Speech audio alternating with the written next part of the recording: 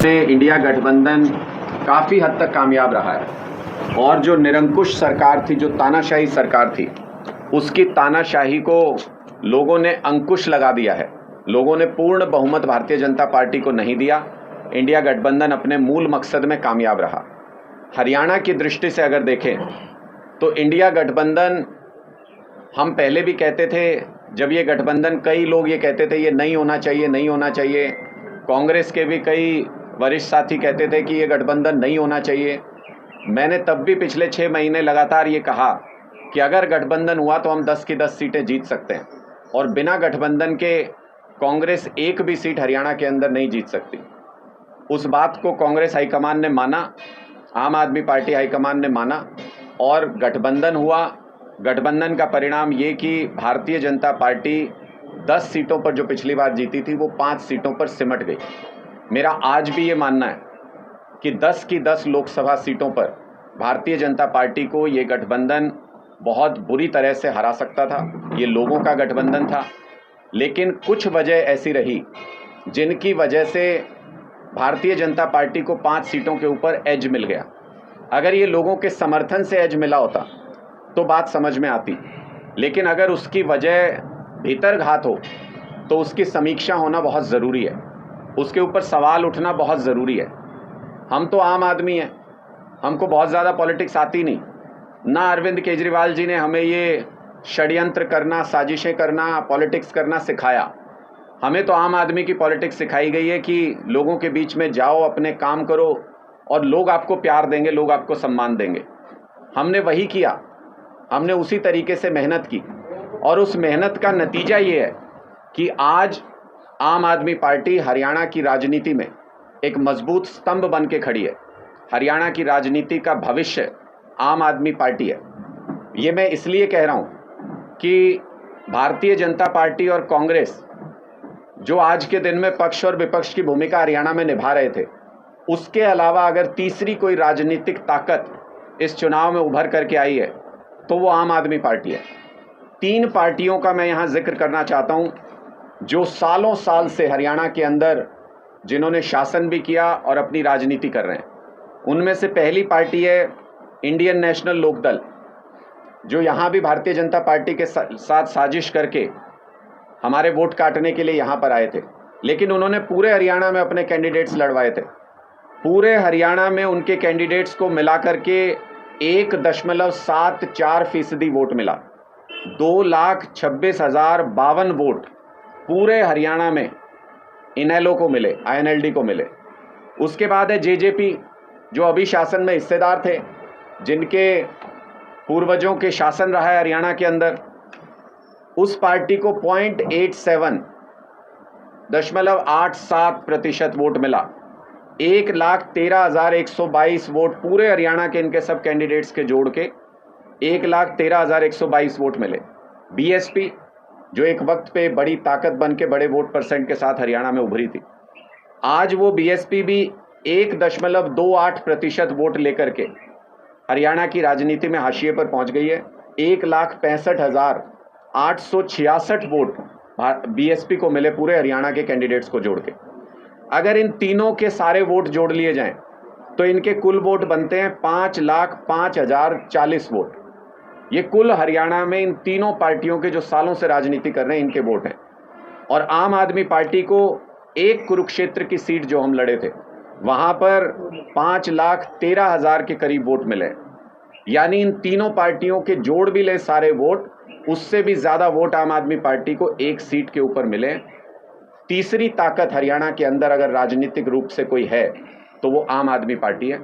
अगर इस लोकसभा नतीजों को विधानसभा में कन्वर्ट करके देखें, मैंने सुना था कल कांग्रेस के कुछ साथी, कोई अपने आप को हरियाणा का ठेकेदार समझते हैं, वो नेता कह रहे थे कि 40 सीट हम जीत गए, कांग्रेस जीत गई, 40 सीट कांग्रेस जीत गई।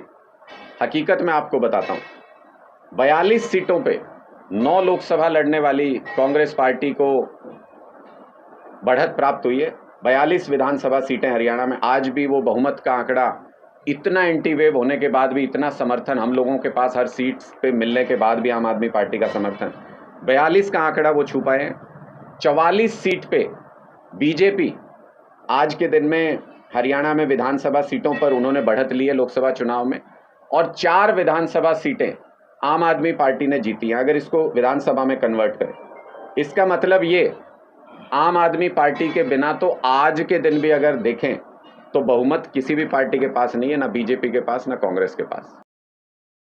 ये सवाल हम सबके जहन में है। बहुत सारे कार्यकर्ताओं के मेरे पास फोन आए, बहुत सारे फीडबैक आए, कईयों ने तो उदाहरण दिए बाकायदा, जो मैंने आपके समक्ष भी रखे हैं। कईयों ने तो लोगों के नाम बताए कि ये उनके कट्टर कार्यकर्ता हैं, घर पे रहते हैं, बूथ पे किसके बैठे थे वो देख लीजिए। 119 नंबर बूथ था सुरजेवाला का, हार रही है वहाँ पे। मैंने स्पष्ट तौर पे ये कहा कि अगर सुरजेवाला जी जैसे कद्दावर नेता, जहाँ जिस विधानसभा में उनका प्रभुत्व रहा है, वहाँ पे अगर उनके अपने पोलिंग बूथ से गठबंधन हार रहा है, जिसके अंदर आम आदमी पार्टी के कार्यकर्ताओं और वोटर ने भी मेहनत की, तो फिर सवाल दिमाग में आता है, सवाल उठना लाजमी है। और ये सवाल आज के दिन में पूरे हरियाणा की जनता के जहन में है कि निजी स्वार्थ के चलते, निजी कारणों से कोई व्यक्ति क्या देश के साथ धोखा कर सकता है, कोई व्यक्ति क्या गठबंधन के साथ धोखा कर सकता है, क्या आपसी इन्हीं कारणों की वजह से। और दूसरी तरफ देख लीजिए ना, अब मैं तो मेरे पास तो करनाल से भी बहुत लोगों के फ़ोन आए। करनाल के लोग ये कह रहे हैं कि ये बाईपास दे दिया उस व्यक्ति को जिसके खिलाफ पूरे हरियाणा की लड़ाई थी, मनोहर लाल खट्टर जी के खिलाफ। पूरे हरियाणा की लड़ाई किससे थी? 9.5 साल तक किसने प्रताड़ित किया हरियाणा को? उसको बाईपास कैसे मिल गया उन व्यक्ति को? उसके लिए भी लोग सवाल पूछ रहे हैं कि किसके कहने पे टिकट दिया गया, क्यों ये सेटिंग की गई अंदर खाने, किस तरीके से मिली भगत इनके बीच में हुई, उसको लेके लोग ढेरों सवाल पूछ रहे हैं। लोग पूछ रहे हैं कि भिवानी महेंद्रगढ़ की सीट जीती जा सकती थी, किसके कहने पे टिकट काटा गया, किसके कहने पे टिकट बदला गया। तो अगर देश को सर्वोपरि मान के हमने गठबंधन किया था, लेकिन अगर कुछ नेता अपने निजी स्वार्थ, अपने निजी कारणों, अपने बच्चों को आगे बढ़ाने के लिए अगर देश हित के खिलाफ काम करते हैं, तो आवाज़ उठेगी, लोगों के मन में सवाल उठेंगे, और उनका जवाब भी लोगों को ही तलाशना है कि आपको आने वाले समय में ऐसे लोग चाहिए या आपको आने वाले समय में आम आदमी की तरह, आम आदमी पार्टी की तरह मेहनत कश नेता चाहिए। सुरजेवाला के अलावा जो आपने अशोक अरोड़ा का नाम लिया, मेवाराम का नाम, और कितने ऐसे नेता हैं जिनको मानते हैं कि भीतरी घात जो हुआ है? देखिए, मुझे बताने की ज़रूरत ही नहीं है, आप सबके सामने सारा डाटा है, आप उठा के देख लीजिए। जहां भी 9 विधानसभा थी इस कुरुक्षेत्र लोकसभा के अंदर, जहां भी कांग्रेस पार्टी के विधायक थे या उनके कद्दावर नेता थे जो कैंपेन संभाल रहे थे, जिनको हमने बाईपास तक नहीं किया, कैंपेन उनके हाथ में था टोटल तरीके से, आप सबने ऑब्जर्व किया है। उसके बावजूद अगर वहां हारते हैं तो जिम्मेदारी किसकी है? या तो ये मान लिया जाए कि इनका प्रभाव लोगों में खत्म हो चुका है, लोग रणदीप सुरजेवाला जी, अशोक अरोड़ा जी के नाम पे वोट ही नहीं देना चाहते, तो फिर आने वाले चुनाव में भी वही सत्य रहेगा। और या फिर ये मान लिया जाए कि प्रभाव तो उतना ही है, लेकिन 100% देना नहीं चाहते थे, दिया नहीं गया। तो ये सवाल हमारे जहन में हैं। हम इसके ऊपर समीक्षा बैठक पूरे प्रदेश के कार्यकर्ताओं को, पूरे प्रदेश के पदाधिकारियों को बुला के जल्द करेंगे, उन सबकी भी राय लेंगे। सर, आपकी बातों से लग रहा है गठबंधन टूटने की कगार पे है। गठबंधन तो मुझे लगता है कि इसमें कोई संदेह किसी प्रकार का होना नहीं चाहिए। गठबंधन लोकसभा चुनाव के लिए किया गया था। इसी में एक सवाल जोड़ना चाहूंगा। भूपेंद्र सिंह हुड्डा ने कल कहा है कि हम अकेले चुनाव लड़ने के लिए सक्षम हैं और हम आगे गठबंधन नहीं करेंगे। देखिए, 2 सवाल है, मैं दोनों का अलग अलग जवाब दे देता हूं। एक तो स्थिति पहले से स्पष्ट है, इसमें कोई एम्बिग्विटी किसी तरीके की है नहीं। आप लोगों ने लोकसभा चुनाव से पहले भी हमसे ये सवाल पूछा था, हमने तब भी ये जवाब दिया था। ये गठबंधन देश और संविधान बचाने के लिए, लोकतंत्र बचाने के लिए राष्ट्रीय स्तर पर किया गया गठबंधन था। स्टेट के अंदर हमारा कोई गठबंधन नहीं है। 90 की 90 विधानसभा सीटों पर आम आदमी पार्टी अपने दम पे चुनाव लड़ेगी, अपनी ताकत से चुनाव लड़ेगी, इसमें कोई एम्बिग्विटी नहीं है। और यही भूपेंद्र हुड्डा जी थे जो पहले कहते थे कि हम सक्षम है 10 की 10 लोकसभा सीटें लड़ने में। मैंने तब भी बताया था, काहे के सक्षम है भाई, बाप बेटा दोनों हार गए थे पिछला लोकसभा चुनाव। ये तो आम आदमी पार्टी को धन्यवाद कीजिए कि हमने इंसिस्ट करके, लगातार कह के ये गठबंधन किया, जिसकी वजह से 5 सीटें कांग्रेस पार्टी को हरियाणा के अंदर नसीब हो गई। और आज भी ज़्यादा अहंकार में आने की ज़रूरत नहीं है हुड्डा साहब, ना आपके पास नंबर है, ना भारतीय जनता पार्टी के पास नंबर है बहुमत का नंबर आम आदमी पार्टी के पास है।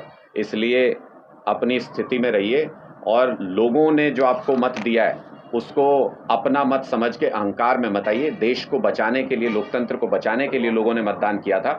अब हरियाणा के मुद्दों के ऊपर बहस होगी, और अब जब हरियाणा के मुद्दों के ऊपर बहस होगी तो लोग सवाल पूछेंगे कि आपकी सरकार के अंदर दलितों के ऊपर जिस तरीके के अत्याचार हुए, वो सवाल भी आपके सामने आएंगे। आपकी सरकार के अंदर युवाओं को जिस कदर बेरोजगारी का सामना करना पड़ा, वो सवाल भी सामने आएंगे। एक ही सिक्के के दो पहलू बेरोजगारी के मामले में कांग्रेस और भारतीय जनता पार्टी पहले से रहे हैं। तो जब हरियाणा के स्तर की बात होगी, हरियाणा के मुद्दों पे बात होगी, तो किसानों की भी बात होगी, युवाओं की भी बात होगी, महिलाओं की भी बात होगी, दलितों के ऊपर हुए अत्याचार की भी बात होगी। उन सवालों का सामना कीजिएगा और तब बताइएगा कि आप कितने सक्षम हैं। बारे में पता लगा और वो निश्चित तौर पे उस CISF की जवान ने ये बताया भी कि वो बेहद आहत थी। उनकी माँ जब किसान आंदोलन में धरने पे बैठी हुई थी तो कंगना रनौत जी ने बहुत ही भद्दी भाषा का इस्तेमाल किया था कि 100 रुपए लेके सड़क पे बैठी हुई हैं, और उस भद्दी भाषा का इस्तेमाल किया जिससे उनकी भावनाएं आहत थी। उन्होंने आक्रोश में आके इस तरीके का कदम उठाया। निश्चित तौर पे लोगों के अंदर जो भारतीय जनता पार्टी के नेताओं ने भाषा का इस्तेमाल किया, दमन का इस्तेमाल किया, उसके प्रति गुस्सा है, उसके प्रति खिलाफत है। बेशक ये तरीका जो सही ना हो, इस तरीके से हिंसा का तरीका, लेकिन उन भावनाओं से हम पूरी तरह से सहमत हैं। जो अपमान किया गया किसान आंदोलन में बैठी हुई माताओं का, जो अपमान किया गया अन्नदाता का, उसको लेके ज़बरदस्त आक्रोश है। और ये सवाल ये नहीं है, उसको जिस तरीके से रिस्पॉन्ड किया कंगना रनौत जी ने, वो उससे भी भद्दा था, वो उससे भी घटिया था। उन्होंने इसको उग्रवाद और आतंकवाद से जोड़ दिया। क्या हमारी CISF की जवान, क्या हमारे जवान जो वर्दी में तैनात हैं, क्या वो उनको भारतीय जनता पार्टी की नेता उग्रवादी मानती हैं, उनको आतंकी मानती हैं?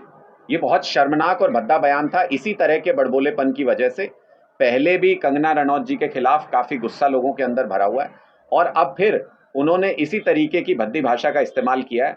मैं सिर्फ उनको एक नसीहत देना चाहता हूँ कि वर्दी पहने हुए भी सारे जवान किसानों के ही बच्चे हैं, किसान माओं के पेट से ही पैदा हुए हैं।